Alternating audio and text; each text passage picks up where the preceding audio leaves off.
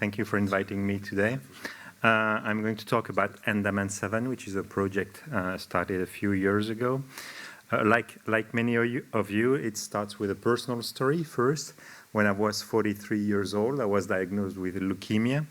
But I'm very, very lucky because I have that small pill called Glivec that I take once per day, and that has kept me going in a pretty good shape. And I'm here 8 years later, and I don't have it's a chronic disease, as you say. I'm a survivor, as some others say. But this year was not the only difficult time for our family. My son was diagnosed with a bone cancer just a few months after me, three months after me. Ewing sarcoma, like Chloe this morning, exactly the same protocol and the same story, kind of.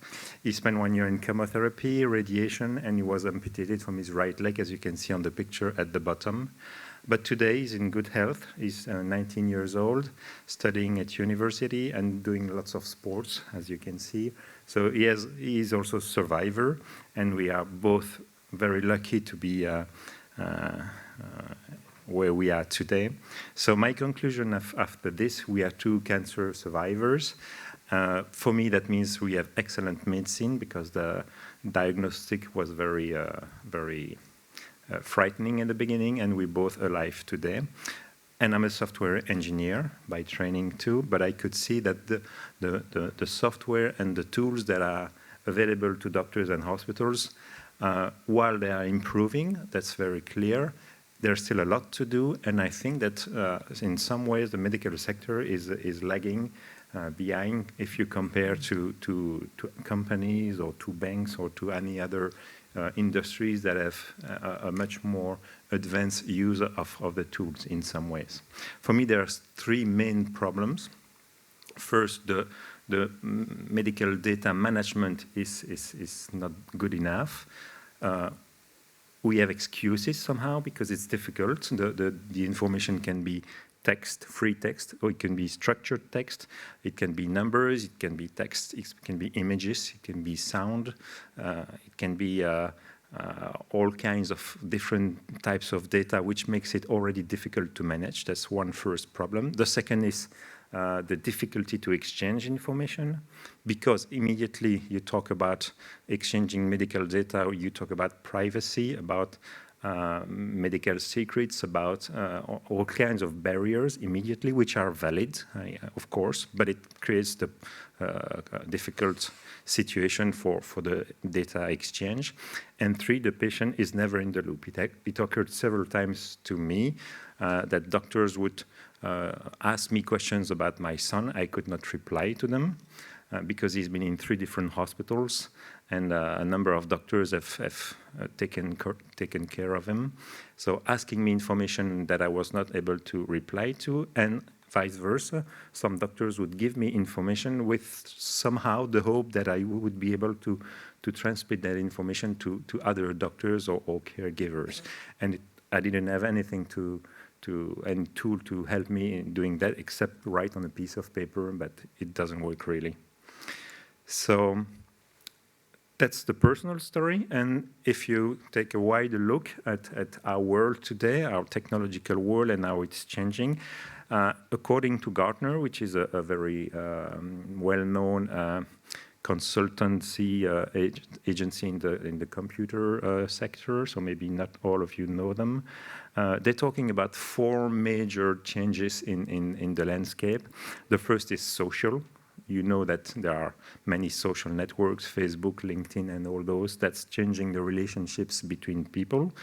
The second is big data and the possibility to have a large amount of data available to many people, and making new possibilities in how we process the data and what we can extract from the data. Then there is what they call the cloud, which is the expectation that there is always computing power. If you hold your smartphone in your hand, you have a quite powerful computer in your hand all the time. And the fourth one is the mobile aspect, of course.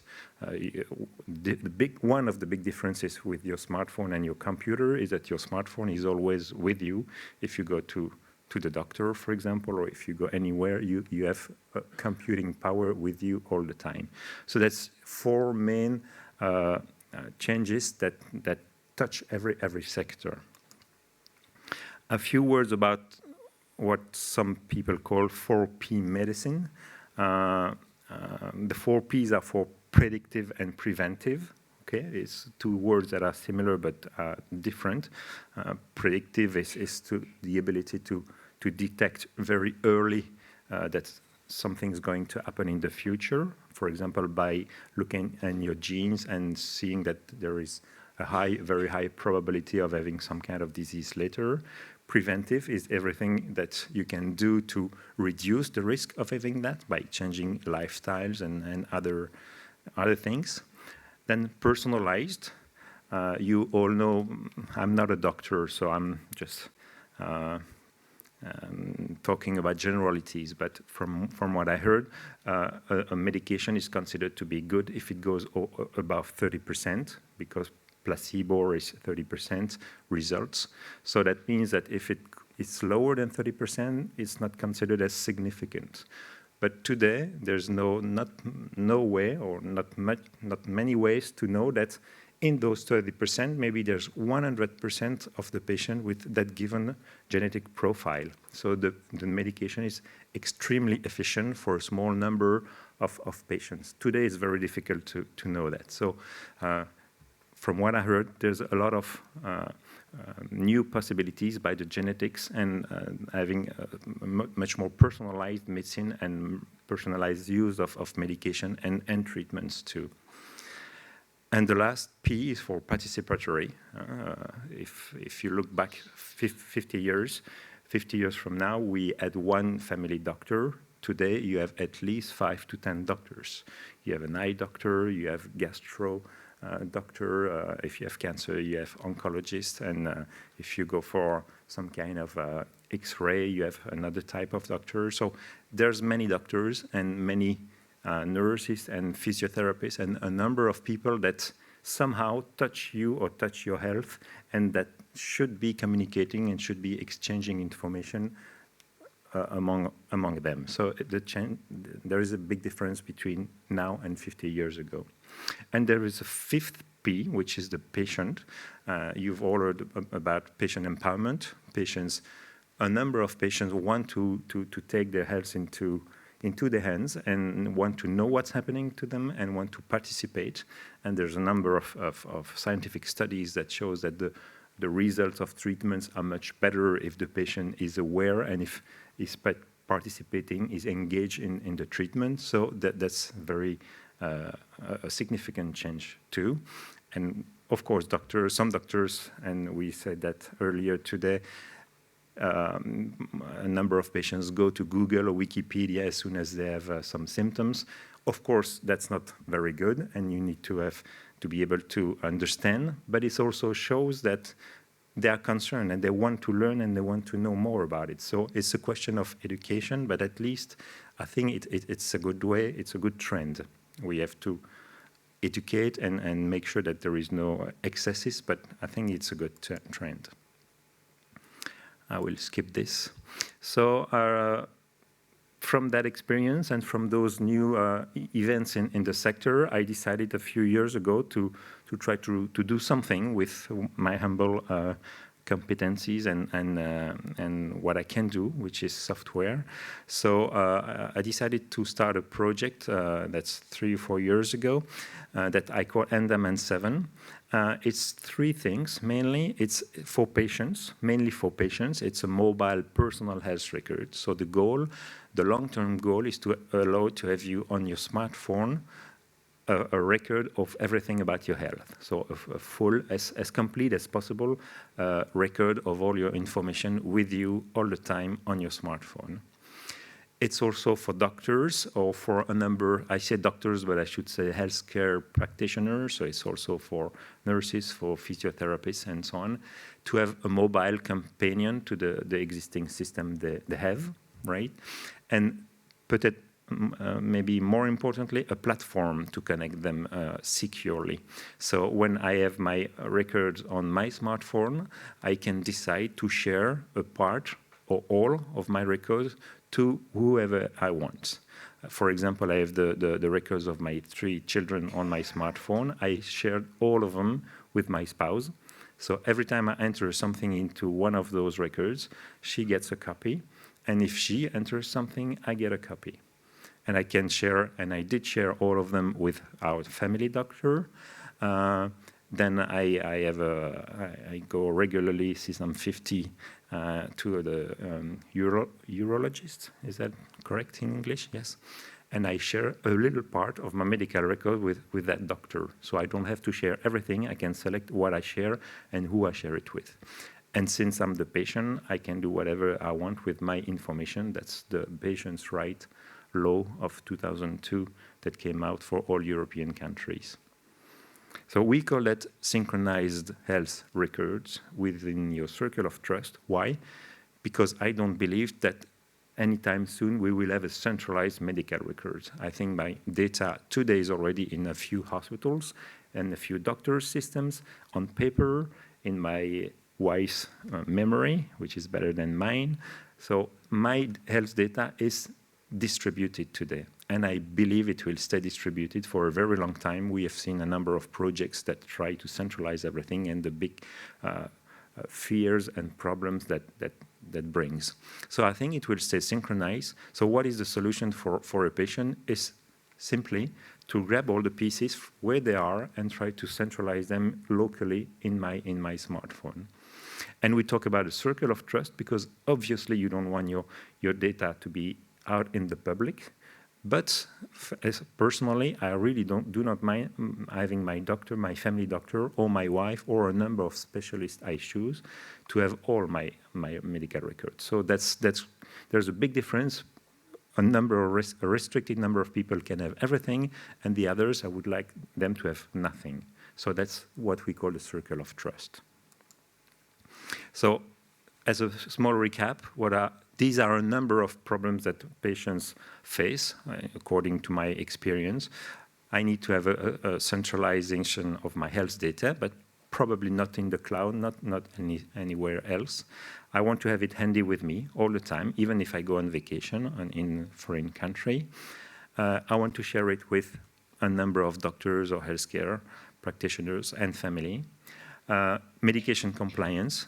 The numbers say that about 30% of patients do not follow the treatments correctly. So we could bring a solution to that or help with that problem. And you also have heard about those connected devices that now you can buy and that are getting cheaper and cheaper, like glucometers for diabetes people. They can just test their blood sugar very easily, and it goes to their smartphone. You have those blood pressure monitors, and there's a number of other devices coming out. And for that, we think we bring a solution too. So for the 5 main problems, this is the solution we try to bring to help with those problems.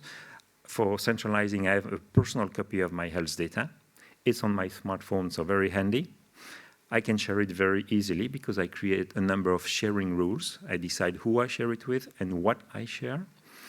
For medication compliance, we plan to have some kind of alerts on your smartphone saying, don't forget to take your Gleevec today, it's noon, because I forget to take my Gleevec, and I know that it's a life-saving medication, so it's still important to get reminded. And if I take it, I can then say, okay, I just took it. It will be recorded in my personal health record, and if I have a sharing rule, my doctor will have that information immediately. So in a very seamless way, it's all automatic. As soon as the rules are set up, there is some kind of compliance follow-up tool that gets set up with Andaman 7. And with all those connected devices too, what we do already today for a number of those devices is collect all the data from the blood pressure, from the glucometers. We centralize all of that in Andaman 7. And if there is a sharing rule, the doctor has the information a few minutes later. So it really simplifies a number of processes. Reminders for vaccines is one example. Medication compliance, we talked about it. clinical studies with the patient consent. I will come back later to that in a bit more detail. And the last two items on this slide, I think for me are important because they open ways to big changes in the way medicine may occur in the future. The first of the last two ones is lifelong follow-up and data.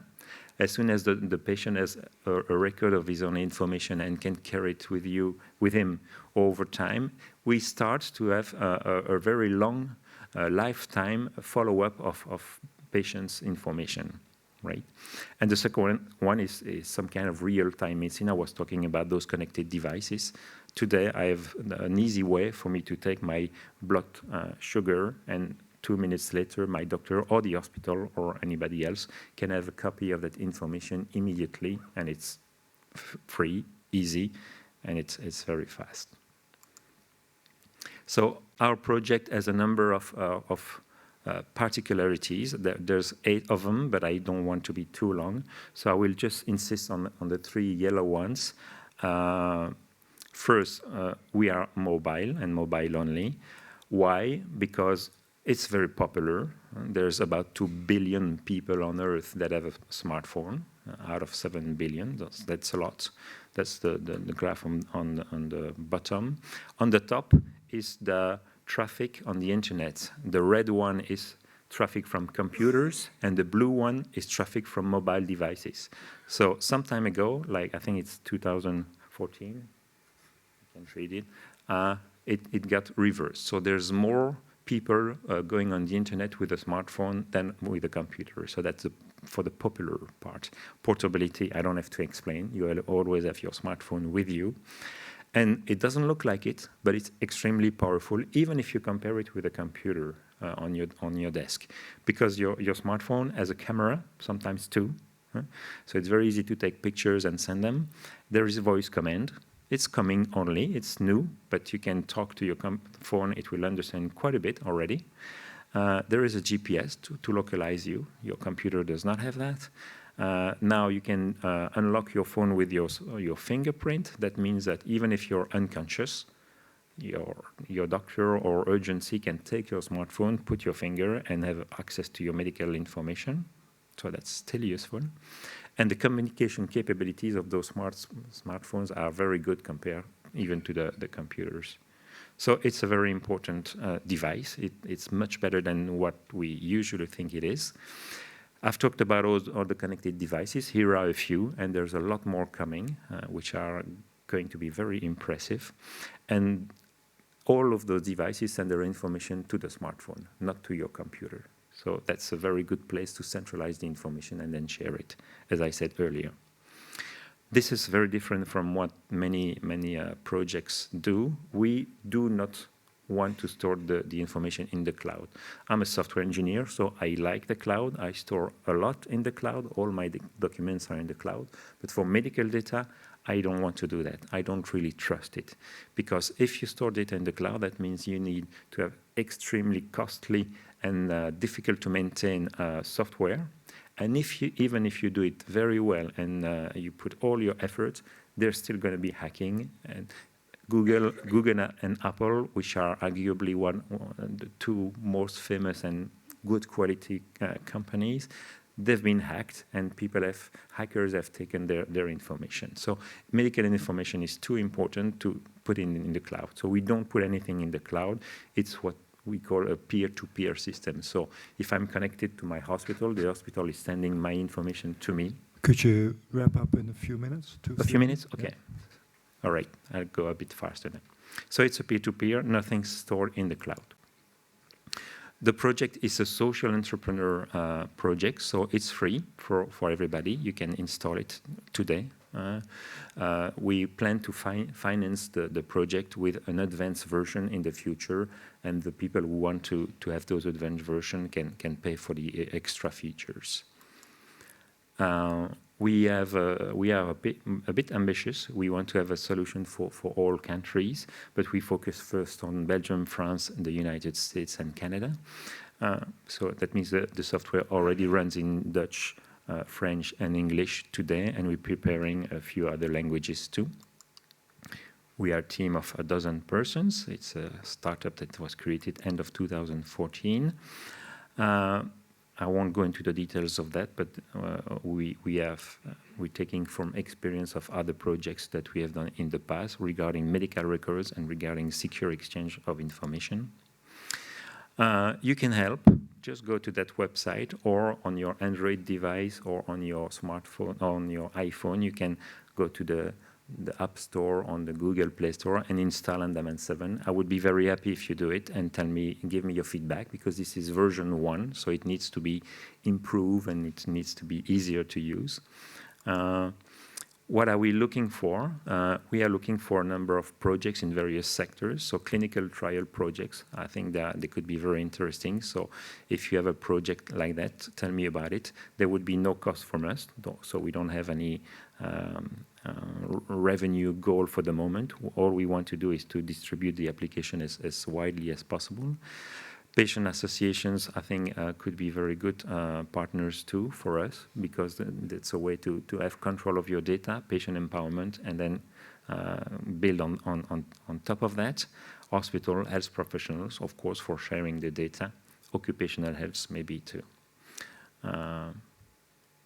Voilà. This is a quick example of a proof of concept that we did with the EORTC a few weeks, months ago. This is a new section. So in the medical record, we have a number of sections, and it's very easy for us to add a new section, in this case for EORTC clinical trial, long-term outcome.